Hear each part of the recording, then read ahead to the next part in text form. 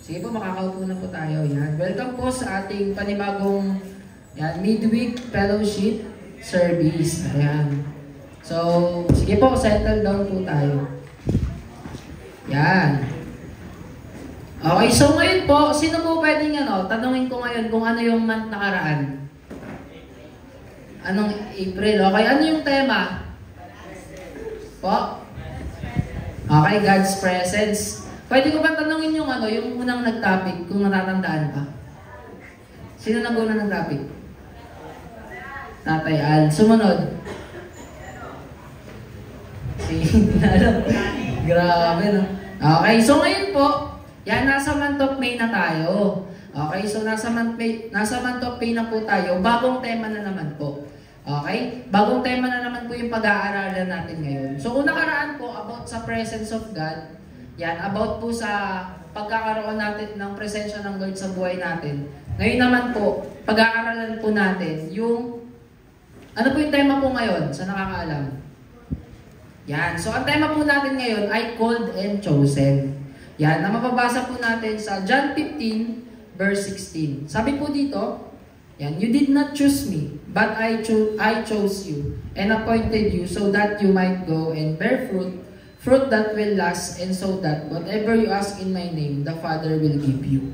Amen po. So, ibig sabihin pala, yung topic po pala natin ngayon, it's about calling at pagpili ng Diyos sa atin. Amen. Ngayon po, simulan po natin sa tanong tong topic na to. Amen. Ngayon po, sino dito yung nakaka-feel na parang na-accidenting tinawag siya ng Diyos? Meron bang ganon? Nakgal? May ganon bang feeling? Amen. Minsan, ikaw ay Meds, parang aksidente lang na tinawag ako ng Diyos. Amen. Aksidente lang na nandito ako sa church, baka napilit lang ako. Diba? Aksidente lang na nandito ako sa church kasi maganda, masarap dito, diba? Malamig, presko. Pero ngayon po, pag-aaralan natin kung talaga bang tinawag po tayo ng Diyos. Amen po. So yan. Ngayon po, tingnan po natin yung ibig sabihin, yung difference po ng calling tsaka ng chosen. Yung una, sa calling po, ang sabi po dito, yung calling daw po, a strong urge toward a particular way of life or career, a vocation. So pag sinabi daw pong calling, a strong urge, ibig sabihin, kumbaga may pagkatawag ka sa isang bagay. Amen? Sabi nga nila, yung iba may pagkatawag sa pagiging teacher, di ba? May pagkakatawag sa pagiging driver, pagkakatawag sa pagiging doktor, pagiging abogado, di ba po? So lahat po may meron tayong tinatawag na calling o yung gusto mo na gawin sa buhay mo. Ngayon po, yung chosen naman po, yung ibig sabihin naman po ng chosen, selected or marked for favor or special privilege. Yan po yung calling po, ang ibig sabihin po pala ng calling, meron pala tayong choice na mamili. So sino po dito inaamin niya, tinawag siya ng Diyos. Amen, tinawag po ng Diyos, tama? Pero po, di ba nasa sa atin po, kung mag-a-agree po ba tayo doon, i-accept po ba natin si Lord na tawagin niya tayo o i-reject po natin siya. Ngayon po, yun po yung difference po ng chosen. Kasi ang chosen po, selected or marked. Ibig sabihin, pag pinili ka talaga. Amen. Pag pinili ka na mag-i-speak dito isang araw, mag-i-speak sa Gulayan, mag-i-speak sa iba't ibang lugar, pinili ka ng Diyos. Amen. Tama po. Yun po yung kaibahan ng chosen. Amen. Sabi dito, for favor or special privilege. Amen. Kaya nga sabi po sa Mateo, sabi sa Mateo 22 verse 14, for many are called, but few are chosen. Amen. Marami daw tinawag, pero kakaunti yung hinirang. Amen. Kakaunti yung talagang taong pinili ng Diyos. Amen. Kaya nga, tama naman. Di ba? Marami tayong ini-invite. Tama po. Kung sino-sino ini-invite natin. Di ba? Yung mga kamag-anak natin, yung mga kaibigan natin, ini-invite natin sila. Pero ba't ngayon, asan sila? Diba? Kasi meron silang option. Amen? May option sila na i-accept or yung option na i-reject. So yun po yun. Ngayon, pag chosen talaga sila ng Diyos, kahit saan sila pumunta, kahit saan po sila umiwas, kahit anong beses po ilang beses silang tumanggi, darating ang araw na babalik at babalik sila dito. Amen po. Diba? Yun po yun eh. Yun yung ibig sabihin ng chosen. Katulad po nung yung parable of the feast. Basahin po natin to sa Lucas 14, verse 16. Yan po. So, parable of the feast. Sabi po sa Lucas 14, verse 16, datapwat, sinabi niya sa kanya, may isang naghanda ng isang malaking hapunan at marami siyang inanyahan. Okay po. Sa 17, at sa panahon ng paghapon ay sinugo niya ang kanyang alipin upang sabihin sa mga inanyahan, magseparito kayo sapagkat ang lahat ng mga bagay ay nahahanda na. Sabi sa 14:18, at silang lahat na parang iisa ay nangapagsimulang nangagdahilan. Yan. Sa kanya'y sinabi ng una, bumili ako ng isang bukid at kailangan akong umalis at tignan, ipamamanhik ko sa iyo na pagpapaumanhin mo ako. Amen. Yung una daw po na in-invite, sabi niya, ano ako may business pa ako. May business to attend ako. Di ba meron akong inaasikaso sa bukiran ko. So, pasensya na, di ako makakasama. Sabi niya. Ngayon po, sa 19 naman, at sinabi ng iba, bumili ako ng 5 magkatuwang ng bakang lalaki at paroroon ako upang sila'y subukin. Ipamamanhik ko sa iyo na pagpapaumanhin mo ako. Pangalawa, na-reject rin. Nag-ano rin ako Diba? Nagkakaroon, may business rin ako ngayon, pasensya ka na. Hindi ako makakapunta. Diba? So, pangalawa, rejection din. Nireject si Lord. Lucas 14:20, at sinabi ng iba, bago akong kasal at kaya nga hindi ako makakaparoon. Yun, ibig sabihin, kasal siya. Diba? Ano siya, nasa kasal siya. Siyempre, mas importante yung asawa niya, diba? Sa 21, at dumating ang alipin at isinaysay ang mga bagay na ito sa kanyang Panginoon. Nang magkagayon sa galit ng puno ng sambahayan, ay sinabi sa kanyang alipin, pumaroon kang madali sa mga lansangan at sa mga daang makikipot ng bayan at dalihin mo rito ang mga dukha at ang mga pingkaw at ang mga bulag at ang mga pilay. Amen po. Sabi sa Lucas 14:22, at sinabi ng alipin, Panginoon, nagawa na ang pinag-utos mo at gayon may maluwag pa. Sa 14:23, at sinabi ng Panginoon sa alipin, pumaroon ka sa mga daan at sa mga bungoran at pilitin mo silang magsipasok upang mapuno ang aking bahay. Lucas 14:24, sapagkat sinasabi ko sa inyo na alinman sa mga taong inanyahan ay hindi makakatikim ng aking hapunan. Amen po. So, ang daming in-invite. Amen. Halos, ang dami niyang in-invite, pero ang dami po nilang dahilan. Amen. So, ang daming dahilan. Pag Sunday service, di ba, hindi ako makakapunta. Yan po. Pag may gawain, di sila makakapunta.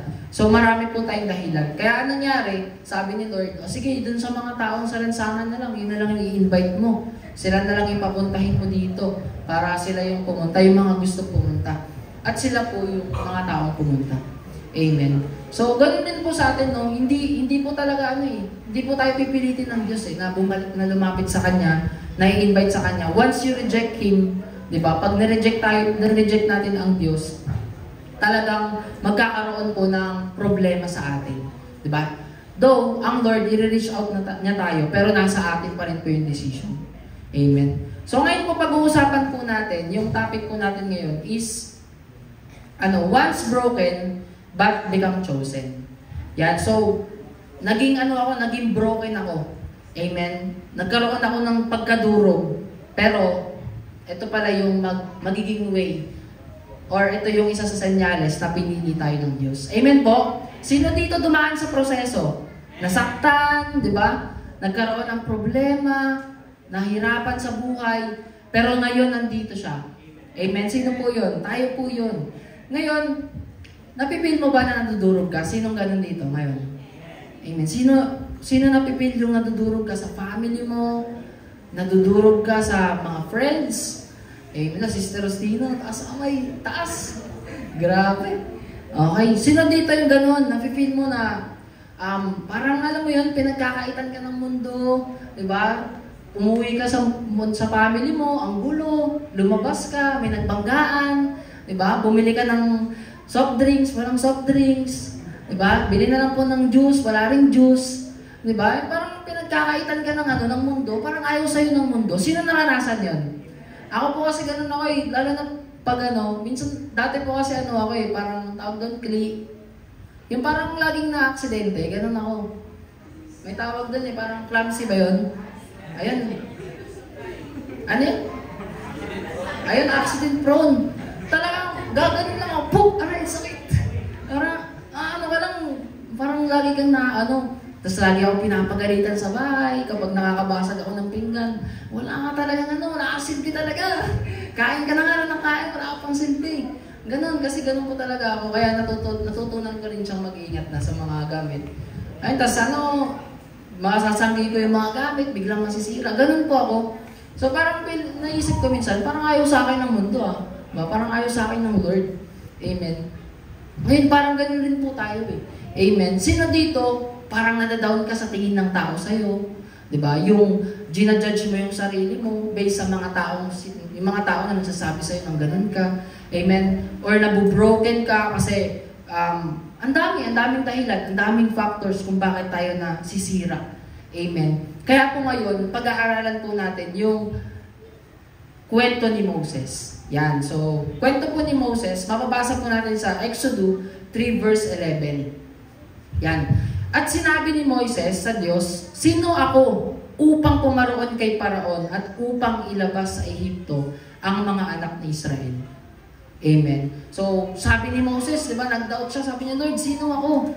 Di ba? Sino ako, Lord? Hindi naman ako karapat, dapat na gamitin mo, Lord. Broken yung buhay ni Moses. Amen. Sino dito nakakaalam sa kwento ng buhay ni Moses? Di ba? Kasi meron po sa Netflix yung bagong labas, yung kwento ni Moses.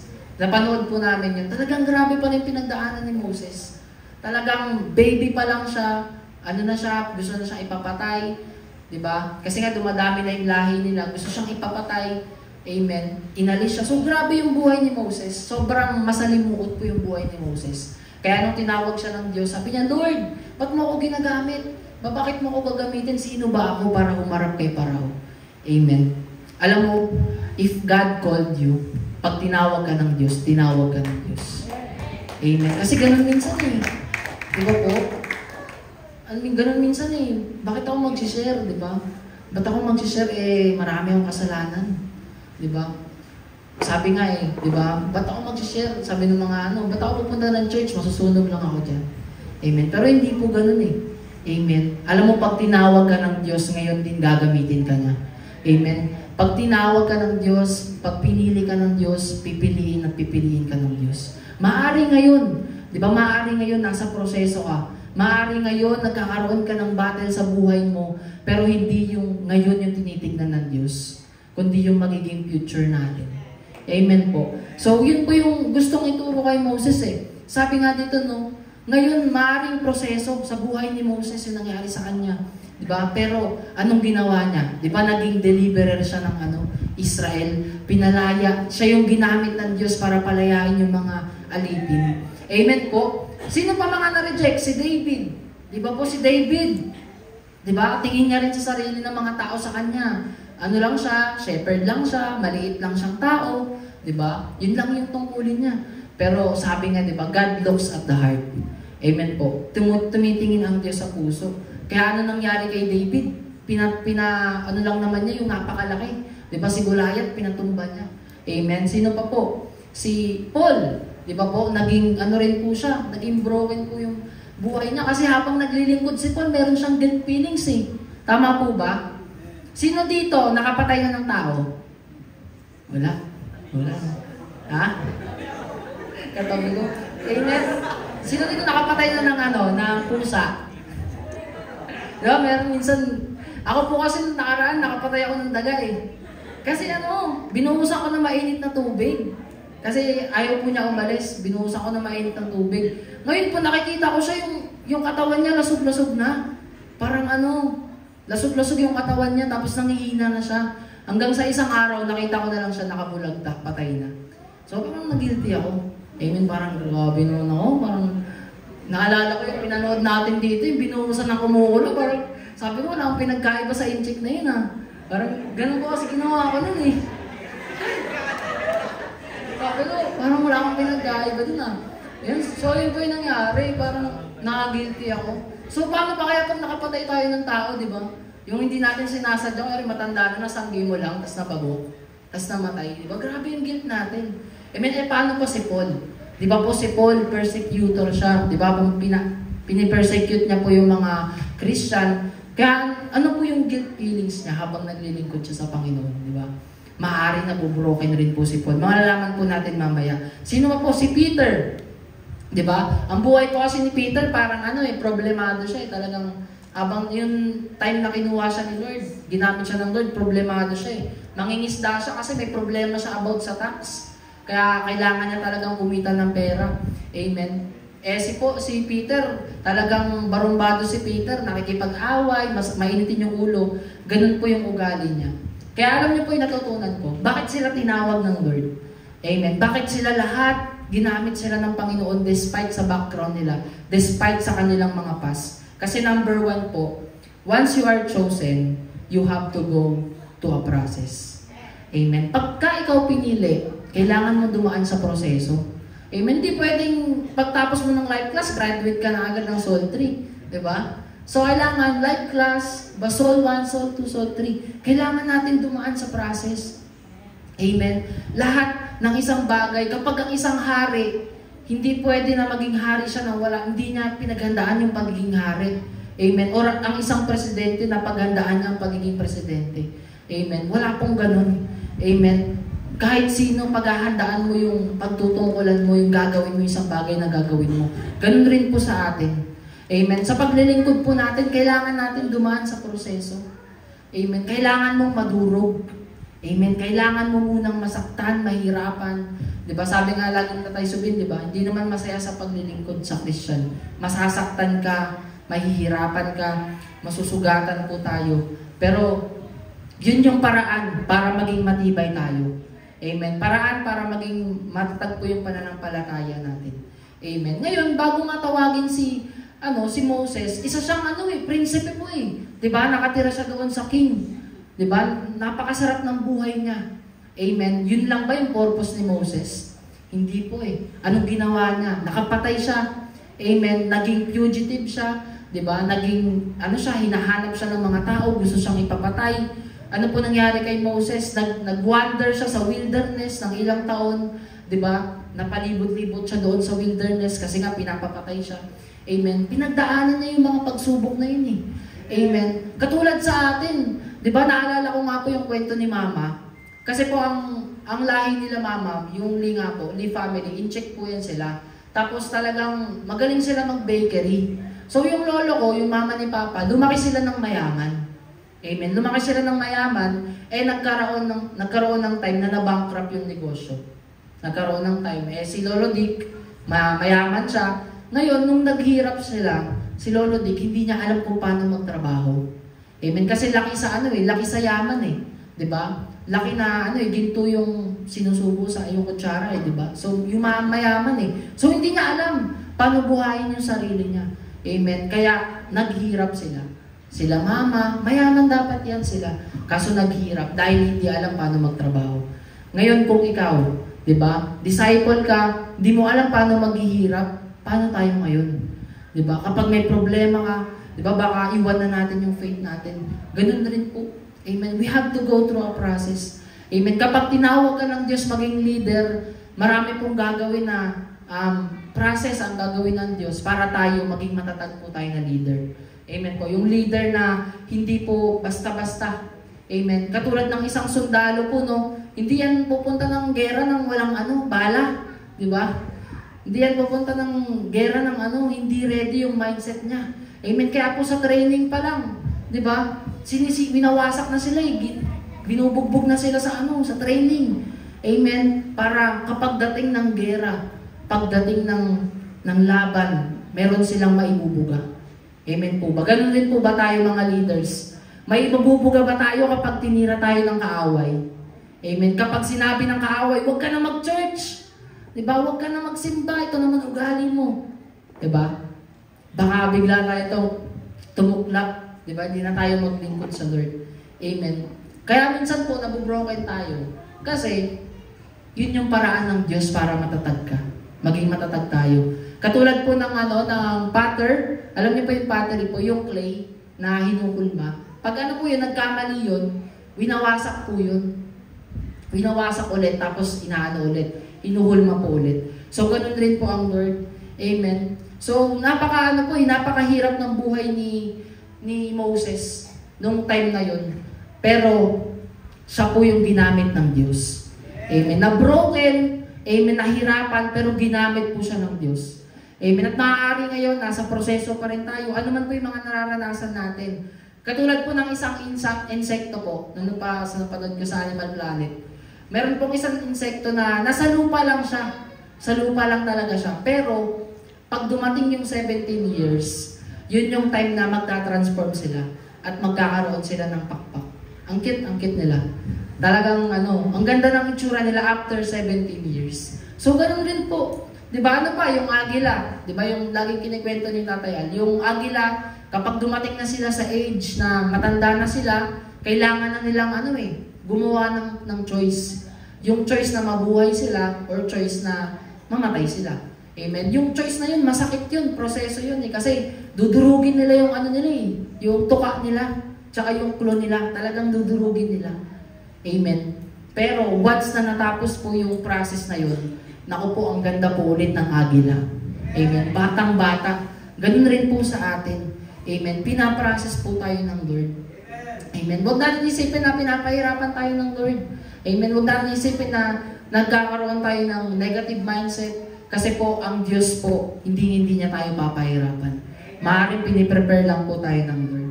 Yun po yung number 1. And number 2 po, accept God's calling in your life. Yan. So, tanggapin po natin. Amen. Kasi maraming in denial sa calling. Diba? Yun nga, lagi nila sinasabi na ayaw nila, ganun, parang mali. Ayaw nila na, gusto nila gawin yung ibang bagay kaysa sa maglingkod kay Lord. So, katulad po ni Moises, tinanggap niya po yung yung calling. Sabi po sa Exodus 4:19, at sinabi ng Panginoon kay Moises sa Madian, yumangon ka, bumalik ka sa Ehipto, sapagkat namatay na ang lahat ng tao na nagmimithi ng iyong buhay. Sabi sa Exodus 4:20, at ipinagsama ni Moises ang kanyang asawa at ang kanyang mga anak at kanyang ipinagsasakay sa isang asno at siya'y bumalik sa lupain ng Ehipto at tinignan ni Moises ang tungkod ng Diyos sa kanyang kamay. Amen. So, ang daming rason ni Moises nung una. Diba, sabi ni Moises, Lord, diba, paano yan? Pupunta ako dun hindi naman kita kasama. Diba? Ngayon, sabi ni Lord, sige, ibato mo yung tungkod mo. Binato niya, pagbato niya naging ahas.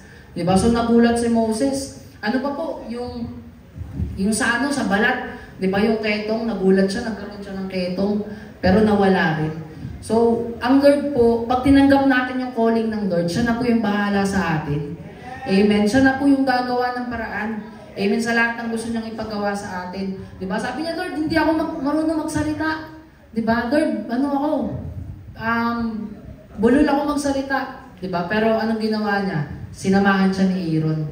Diba? Pinasama sa kanya si Aaron. Ganun rin po sa atin. Diba? Huwag natin hayaan na sige Lord, accept ko. Pero paano na Lord? Diba? Parang sabi nga yun, diba, sa verse na kapag sinunod mo ako, huwag ka nang mag-alala. Amen. Huwag mo nang isipin kung ano yung mga bagay na kailangan mo kasi ako na yung bahala doon. Amen po. Paano na yung family ko, Lord? Diba? Paano ang pag-aaral ng mga anak ko? Diba? Paano ko babantayan yung 8 kong anak? Sino ng Tita Austin, diba? Ang pakarami nun. Diba? Paano ko babantayan yung mga tao sa bahay, diba? So, ganun po Pero katulad nga ni Moises, sinasabi ng Diyos na, oo, alam ko lahat ng kailangan mo. Ang sinasabi ko lang, sumunod ka, tinawag kita, pinili kita, wala ka nang ibang gagawin kundi makinig sa akin. Yun lang po yun Ako na bahala sa future mo, ako na bahala sa kinabukasan mo, ako na bahala sa lahat mo. Sabi mo, Lord, di ako magaling mag-speak, Lord. Tsaka pangit yung background ko. Amen. Anong sabi niya sa 1 Corinthians 1:27? Sabi ko dito, but God chose the foolish things of the world to shame the wise. God chose the weak things of the world to shame the strong. Amen. So, ginagamit ng Lord yung mahihina para pahiyain yung malalakas. Amen. Kasi kung perfect ka, paano nga sa'yo makaka-relate yung mga tao? Amen. Kasi kung magaling ka mag-speak, magaling ka sa lahat, amen, paano yung mga taong mahina? Amen. Kaya sabi ng Lord, o sige, yung ganito mga makasalanan, sila yung gagamitin ko. Amen. Para malaman nila na hindi yung sarili nila, yung kakayahan nila, kundi yung Lord yung kakayahan nila. Amen po. So, ganun yung pinapaunawa sa atin. Amen. Iba po yung yung qualification ng mundong to. Amen. Iba yung qualification ng mundong to sa qualification ng Lord sa buhay natin. Amen. Ang qualification ng mundong to, napag-aaralan nga po namin sa school yung sa criminology kasi, kapag ang isang tao pala ay naging ex-convict na, syempre nakalista na yun sa NBI, di ba na itong meron na tong kasalanan, may nagawa na tong krimen, di ba? So kapag nag-apply pa yan, wala nang tatanggap dyan. Amen. Kasi ex-convict na yan Kasi criminal na yan. Pero sa Diyos, kahit criminal ka, di ba? Kahit naging pasaway ka, naging yung buhay mo, naging worse yung buhay mo, gagamitin pa rin tayo ng Diyos. Amen po. Ganun po si Lord. Amen. Kaya, regardless of your past, di ba? Regardless sa nakaraan natin, huwag na natin yun pansinin. Mag-focus lang po tayo sa kung ano yung future na nilaan ng Diyos sa atin. Amen po. And number 3 po, yan, live by your calling. Yan, mabuhay tayo sa calling natin ng Diyos. So, katulad ng isang king, kapag king ka na, mag-a-act ka na sa king. Diba? Hindi pwedeng king ka na, tapos, tingin mo pa rin sa sarili mo, alipin ka. Hindi ganun. Amen? Pag tingin mo sa sarili mo, king ka na, you act as a king. Amen? Ganun rin po tayo. Kapag tingin mo sa sarili mo, leader ka na, leader ka na. Amen? Panghawakan mo na leader ka na. Kasi minsan, kahit leader na po tayo, parang yung past pa rin natin Talagang naaalala natin yung past natin. Na nagiging dahilan para po tayo, hindi tayo maging effective. Amen po. So, katulad naman po ni Moses, di ba? Sumunod siya ng sumunod sa Diyos sa lahat ng inutos ng Lord. Yan. So, our calling is, master plan ng Diyos sa buhay natin. Amen. Sabi nga po sa Filipos 3:13, mga kapatid, hindi ko pa inaaring inabot, datapwat isang bagay ang ginagawa ko, na nililimot ang mga bagay na nasa likuran at tinutungo ang mga bagay na hinaharap. 3:14, nagtutumulin ako sa hangganan sa gantimpala ng dakilang pagtawag ng Diyos na kay Kristo Jesus. Amen. Sabi ni Pablo, di ba? Hindi ko, kinakalimutan ko yung past. Amen. At sumusunod ako kay Lord. Nang talagang totoo. Pagsunod lang. Sunod lang talaga ng sunod kay Lord. Amen. Hindi, kasi tayo, hindi kasi tayo pwedeng sumunod kay Lord na nagagawa natin yung lahat Diba? Darating talaga ang araw, magpipail tayo, yung kasalanan paulit-ulit, diba? Yung time na wala na, sukong-suko ka na. Ganun darating yun Pero yung sinasabi ni Pablo, diba? Forgetting yung past. Amen. Yung nakaraan, kalimutan na natin. Amen. Kasi kailanman, hindi yan tinitignan ng Diyos. Amen. Hindi po tinitignan ng Diyos yung past natin. Amen. Kaya, huwag natin hayaan na i-control ng past yung buhay natin. Live by your calling. Amen. Mabuhay ka sa pagkatawag ng Diyos sa buhay mo. Amen. Mabuhay ka sa pagpili ng Diyos sa atin. Amen. Huwag natin hayaan na, kasi Lord, ganito yung nangyari sa buhay ko Katulad ni Moises, di ba? Kasi Lord, huwag mo ko gamitin, Lord, kasi ganito. Amen. Pero anong sabi ni Lord? Di ba? Hindi yung ngayon yung tinitignan niya, kundi yung future. Maaari ngayon, pasaway ka. Maaari ngayon, problema ka. Pero darating ang araw, magiging blessing ka sa mga tao. Amen. Sa paligid mo. Amen po. Maaari ngayon, hindi mo man nagagawa yung sabi ng Lord. Maaari hindi mo nagawa ngayon, pero God always nagbibigay ng chance sa atin. Amen. At darating ang araw na yung future ng Diyos para sa iyo, nangyayari na pala. Amen. Di lang po natin alam. Amen. Kaya live by your calling, sunod ka lang ng sunod, ano man yung iutos ni pastor, di ba? Pag ikaw mag-speak sa gulayan, di ba? Ikaw magte-testimony sa gulayan, sunod ka lang. Amen. Kasi po, yun po yung gusto sabihin ng Lord Yun yung gusto yung pagawa ng Lord sa atin. And number 4 po, yung last po natin, become God's broken vessel. Yan. Become God's broken vessel. Ba't ganun? Ba't broken vessel? Diba?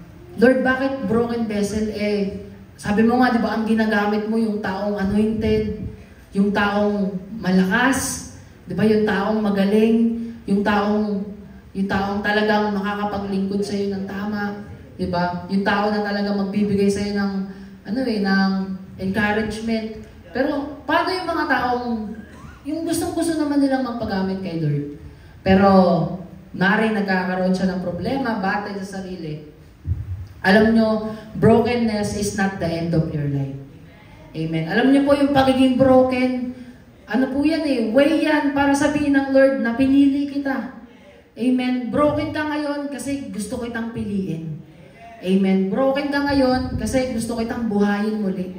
Amen. Ganun po Amen. Maaring ito yung beginning po ng God's plan sa buhay natin. Yung pagiging brokenness natin. Bakit ka nadurog? Bakit ka nawasak? Bakit maraming tao naninira sa iyo? Amen. Kasi gusto tayong pabagsakin ng kaaway. Amen. At gustong sabihin ng kaaway na wala kang parte, umalis ka na, pero hindi. May plano sa atin ng Lord. Amen po. Sabi po dito sa 2 Corinthians 4 verse 7, sabi po dito, napakaganda po ng verse na to. Kapag pinagnilay-nilayan po natin to, yung 2 Corinthians 4 verse 7. Sabi dito, treasure is kept in jars of clay. Amen. In the same way, we have the treasure of the good news in these earthly bodies of ours. Amen. That shows that the mighty power of the good news come from God. It doesn't come from us. Alam niyo po, sabi dito, may treasure daw ang Diyos Sabi ni Pablo, may treasure ang Diyos na inilagay nila sa jars of clay. Amen. Ano ba yung jars of clay? Yung jars of clay, yung yung madaling madurog. Amen. Yung madaling masira. Yung madaling mawasak. Amen. Alam niyo po, represent po yan sa atin. Yung earthly bodies natin. Na di ba, nagkakasala tayo every day, every time, nagpifail tayo. Dumarating sa time na nakakapag-chismis ka, dumarating sa time na sinisiraan mo yung mga tao sa paligid mo, or sometimes nag-fail ka, di ba? Yung jars of clay na yan, alam mo, pinagkatiwala sa iyo yung ministry na meron ka. Amen. Yung calling na meron ka, yung pagkapili sa iyo ng Diyos. Amen. Na kahit madali kang mag-fail, kahit madali kang sumuko, alam mo, broken vessel tayo ng Panginoon. Amen. Na kahit nahihirapan tayo, sumusuko tayo sa buhay, di ba? Kahit maraming tao na nag-o-oppress sa atin, di ba? Madudurog tayo, matutumba tayo, pero tatayo ulit tayo at bibigyan tayo ulit ng chance ng Panginoon. Yun po yung gustong sabihin ng Diyos. Amen. Na sa bawat isa sa atin, pinagkatiwalaan tayo ng treasure. Amen. Sa buhay natin na madaling masira, amen, madaling madurog, so what? Amen. Mahal tayo ng Panginoon. Amen po. Na kahit ganyan ka, di ba, kahit minsan mahina ka, pero sabi ng Lord, ito yung treasure para sa'yo. Amen. Yung ministry mo na meron ka. Amen. Yung calling mo na meron ka. Amen. Sabi ng Lord, kahit hindi tayo karapat-dapat, di ba, binibigay ng Diyos sa atin yan Amen. Kaya sabi ng tao, ba't nasa church yan? Di ba, makasalanan yan Pero kung wala sila sa church, asan sila? Diba? Kahit yung sinasabi ng Diyos sa atin, diba, na nilalagay yung treasure ng Diyos sa isang jar of clay, diba, sa ating buhay na madaling masira, madaling mawasak. Kasi patunay yan na kahit sino ka pa kaya kang gamitin ng Diyos. Amen. Na, alam mo yan, you are called and chosen kahit sino ka pa. Amen. Kahit ano yung past mo. Kahit ano yung pinagdaanan mo, ilang beses ka nadurog. Amen. Talagang gusto tayong gamitin ng Diyos. Amen. Kaya, alam niyo ba kung ano yung sumisimbolo sa treasure?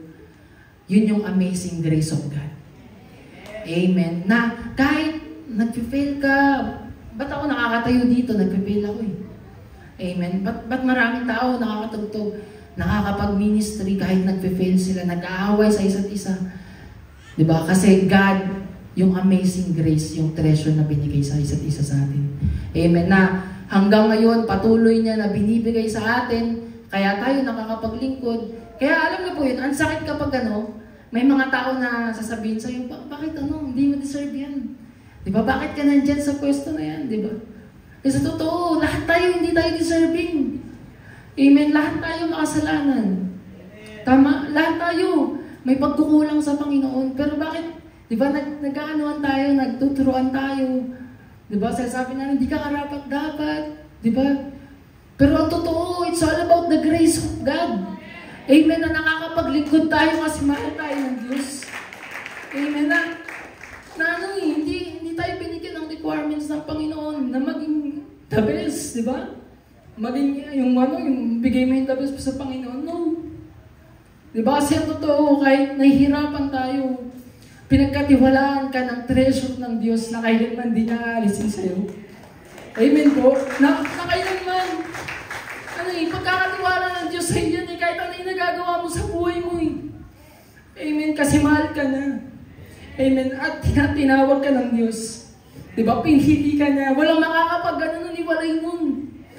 Amen? Kaya kahit anong gawin ng kaaway, anong gawin ng mundong to, pinili ka ng Diyos. Amen? At mamahalin at papahalin ka na kahit kailan.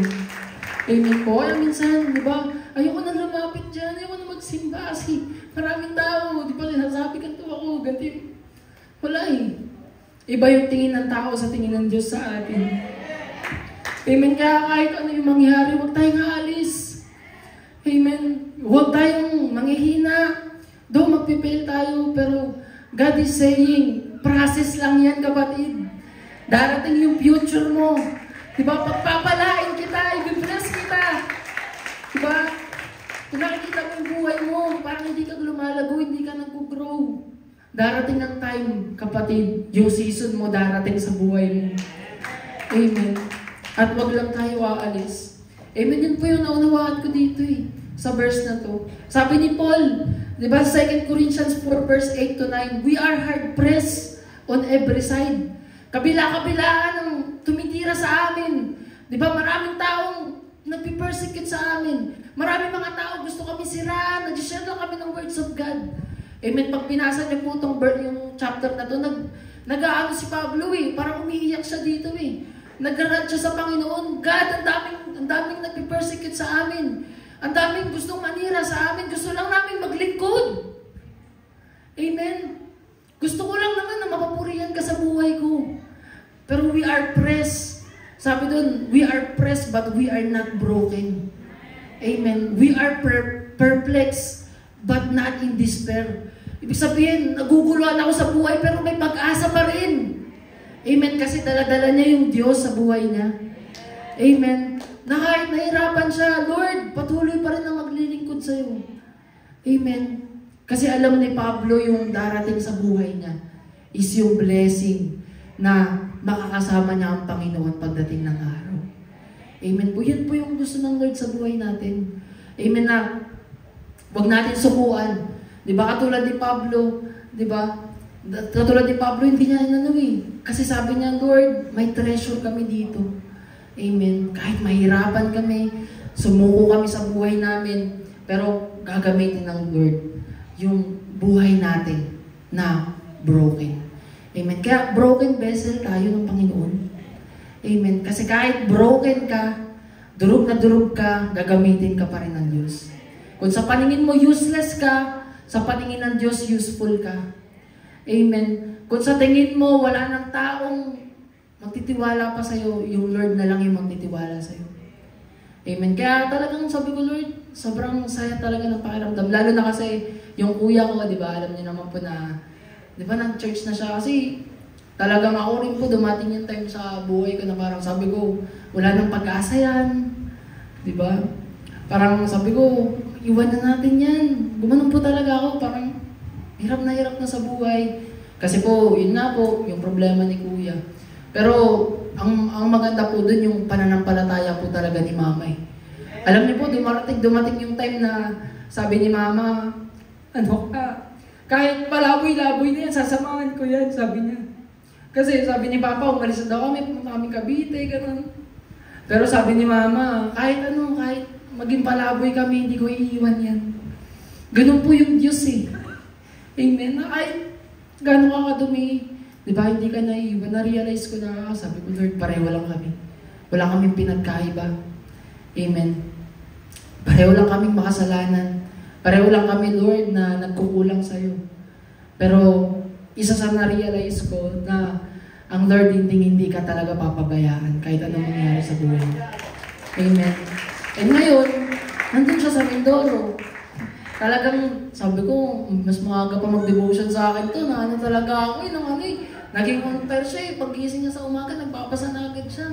Sinusulat niya na talaga agad. So, parang nakakahiyan to. Parang ako yung unang nakakilala sa Panginoon.